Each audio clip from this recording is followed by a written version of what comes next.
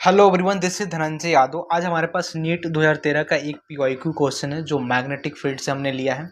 अब देखो इस क्वेश्चन के तहत क्या बोला गया है कि a current loop in a magnetic field, a current loop in a magnetic field can be equilibrium in two orientation, one stable while the other is unstable. Actual में ये क्वेश्चन ये बोल रहा है कि एक करंट लूप को अपन ने क्या किया, मैग्नेटिक फील्ड में रख दिया। ओके, तो उस पर क्या जो फोर्स लगेगा वो करंट लूप इक्विलिब्रियम में होगा, इक्विलिब्रियम में नहीं होगा, कितने इक्विलिब्रियम आएंगे, इस पे हमें बात करना है। तो देखो हमने क्या किया कि ये जो हमारे पास एक करंट लूप है, इस करंट लूप के अंतर्गत हमने मान लिया इसके अंदर करंट आई फ्लो हो रही है।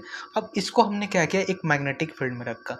जब किसी भी करंट लूप को जिसके अंदर करंट फ्लो हो रही है उसको आप मैग्नेटिक फील्ड में रखते हो दोस्तों, तो उस पर एक टॉर्क लगता है, जिसको टॉर्क को बोलते हैं एम क्रॉस बी से फाइंड करते हैं। एम क्रॉस बी को अपन क्या लिख सकते हैं, M B sine theta. Okay, तो टॉर्क लगेगा कितना, एम बी साइन थीटा, जब किसी भी करंट लूप को अपन मैग्नेटिक फील्ड में रखेंगे। ओके, आप जानते हो एट इक्विलिब्रियम, इक्विलिब्रियम जो कंडीशन होती है वहाँ पे क्या होता है कि टॉर्क जीरो होता है।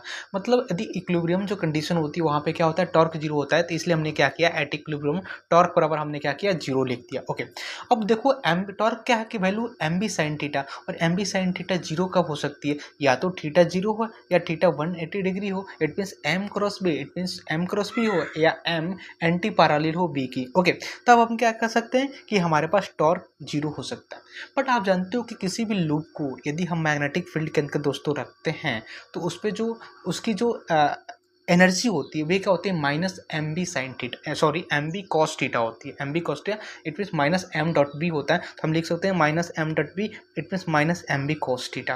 अब मान लो हमारी पहली कंडीशन है कि थीटा बराबर हमने जीरो लिखा, तो यहाँ पर थीटा बराबर जीरो लिखोगे तो क्या होगा, माइनस एम बी आएगा। इट मीन्स एनर्जी मिनिमम आ गई दोस्तों। जब टॉर्क जीरो हो और एनर्जी सबसे मिनिमम हो उस कंडीशन को बोलते हैं स्टेबल इक्विलिब्रियम। तो यहाँ पे थीटा बराबर जीरो पे स्टेबल इक्विलिब्रियम की कंडीशन बन रही है। ओके, आगे बात करो, हमने क्या किया कि थीटा बराबर 180 रख दिया, तो यू की वैल्यू हमारे पास आया M B, it means M B, it means energy क्या होगी यहाँ पे, मैक्सिमम। एनर्जी क्या होगी, मैक्सिमम।